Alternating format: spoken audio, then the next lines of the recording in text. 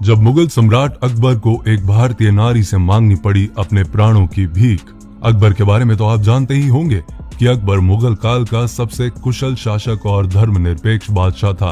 अकबर की वीरता के काफी किस्से भी आपने सुने होंगे, लेकिन क्या आप जानते हैं कि इतना कुशल और शक्तिशाली बादशाह होने के बावजूद भी अकबर को एक भारतीय नारी से अपने प्राणों की भीख मांगनी पड़ी।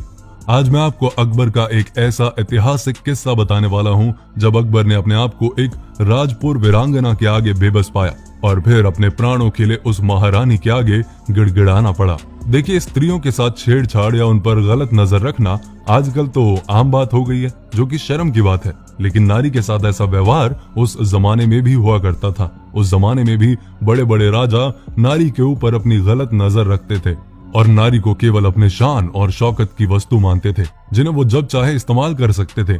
जब भी किसी राजा का किसी स्त्री पर दिल आ जाता था, वो उस स्त्री को जब तक पा नहीं लेते थे तो उनको चैन नहीं आता था। उस समय महिलाओं की इच्छा तो कोई मायने ही नहीं रखती थी, क्योंकि वो राजा होते थे, इसलिए उनसे कोई भी पंगा लेने से डरता था और महिलाएं अपनी इच्छाओं का गला घोटकर चुपचाप एक कमरे के कोने में बैठकर खुद को समझा लेती थी कि यही उनकी किस्मत है।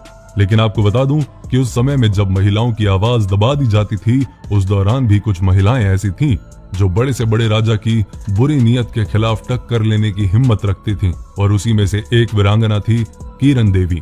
किरण देवी महाराणा प्रताप की भतीजी और शक्ति सिंह की पुत्री थी। किरण देवी इतनी साहसी वीरांगना थी कि उसने बादशाह अकबर की छाती पर पैर रखकर पूछा कि अब बता, तेरी आखिरी इच्छा क्या है। मेवाड़ के राजा उदय सिंह किरण देवी के दादा और महाराणा प्रताप सिंह उनके सगे ताया जी थे। शक्ति सिंह और महाराणा प्रताप सिंह के विचार एक दूसरे से काफी अलग थे। शक्ति सिंह हर बात में अपनी मनमानी करते थे, जिसके कारण उनके पिता उदय सिंह शक्ति सिंह को बात बात पर फटकार लगाते थे, जो कि शक्ति सिंह से सहन नहीं हुआ और नाराजगीवश वो अकबर की सेना के साथ जा मिला। जिसके बाद शक्ति सिंह ने बीकानेर के राजपूत वंश में अपनी बेटी किरण देवी का विवाह पृथ्वीराज राठौड़ के साथ कर दिया और पृथ्वीराज भी अकबर के अधीन ही काम किया करते थे। अकबर हर साल एक 9 दिन का मेला लगवाया करता था, जहां मीना बाजार भी लगाया जाता था। ये मेला खास तौर पर महिलाओं के लिए ही लगवाया जाता था, जिसमें पुरुषों का आना मना था। अकबर इस मेले को इसलिए आयोजित करवाता था कि इसमें आने वाली महिलाओं की सुंदरता को निहार सके, जिसके लिए अकबर इस मेले में महिला की पोशाक में जाया करता था और जो भी महिला उसे पसंद आ जाती थी उसे पाने के लिए पागल हो जाता। और इसी मेले में अकबर और किरण देवी की पहली मुलाकात हुई थी। कहा जाता है कि किरण देवी बहुत खूबसूरत थी, जो कोई भी उन्हें देखता उनकी खूबसूरती से मोहित हो जाता था। ऐसा ही कुछ अकबर के साथ हुआ। अकबर ने जब किरण देवी को देखा तो वो उसी वक्त उनकी खूबसूरती का इतना दीवाना हो गया कि किरण देवी को जल्द से जल्द पाने के सपने देखने लगा और उसे खोजने लगा। जैसे ही उसे एक सेवक के द्वारा पता चला कि किरण देवी उसी के राज्य में पृथ्वीराज राठौड़ की पत्नी है, तो उसका साहस और बढ़ गया, क्योंकि वो जानता था कि उसके राज्य में उसके खिलाफ कोई भी नहीं जा सकता। फिर अकबर ने बड़ी चालाकी से पृथ्वीराज राठौड़ को एक जंग के मैदान में भेज दिया और किरण देवी को बहाने से अपने महल में बुला लिया।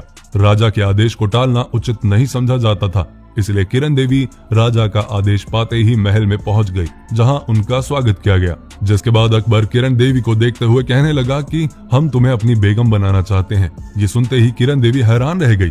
इससे पहले कि वो कुछ कहती, अकबर किरण देवी पर अपनी गंदी नजर डालते हुए उसकी ओर बढ़ने लगा। किरण देवी पीछे की ओर हटते हुए कहने लगी कि वो कोई कन्या नहीं बल्कि किसी की पत्नी है। आप मुझे जाने दें, मैं आपके राज्य में रहती हूँ और आप मेरे संरक्षक हैं, कृपया मुझे जाने दो। लेकिन अकबर तो मन में ठान चुका था कि वो आज किरण देवी को हासिल करके हटेगा। वो किरण देवी की ओर बढ़ता चला गया और किरण देवी उल्टे पांव पीछे हटती चली गई। अकबर कहने लगा कि ऐसा मौका तुम्हें फिर कभी नहीं मिलेगा। तुम्हारी जगह उस झोपड़ी में नहीं बल्कि इस महल में है। अकबर की इस हरकत से किरण देवी घबरा जरूर गई थी, लेकिन उन्होंने अपना साहस नहीं खोया और अपने दिमाग का इस्तेमाल करके नीचे बिछे हुए कालीन को जोर से खींचकर झटका दिया, जिससे अकबर सिर के बल नीचे गिर पड़ा और तभी किरण देवी ने उछलकर अपना पैर अकबर की छाती पर रख दिया। किरण देवी हथियार चलाना जानती थी। उन्होंने तुरंत अपनी कमर से कटारी निकाली और अकबर की गर्दन पर रखकर बोली, अब बोल बादशाह, तुम्हारी आखिरी इच्छा क्या है।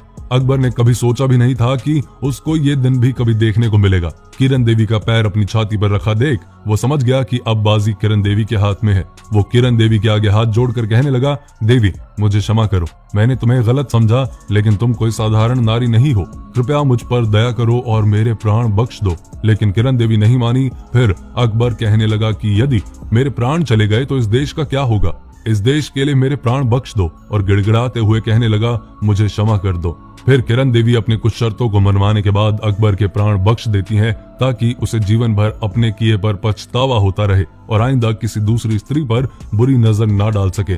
किरण देवी ने उसे बताया कि वह उसी महाराणा प्रताप की भतीजी है जिसके सपने में आने के डर से ही उसे रात भर नींद नहीं आती। उन्होंने अकबर को इस बात का एहसास दिलाया कि किसी भी स्त्री को कमजोर नहीं समझना चाहिए। अपनी लाज बचाने के लिए औरत चंडी का रूप भी ले सकती है। तो ये स्टोरी सुन के आपको डेफिनेटली बहुत मोटिवेशन मिली होगी, स्पेशली लड़कियों को। तो अगर किसी की पर्सनैलिटी ऐसी है ना तो उसको कोई कुछ नहीं कर सकता, लेकिन लड़कियों की रिस्पेक्ट होनी चाहिए। प्लीज अगर आपको कहीं कुछ गलत होता हुआ दिखे तो स्टेप जरूर लें। वीडियो को बहुत जितना शेयर कर सकें उतना शेयर करें।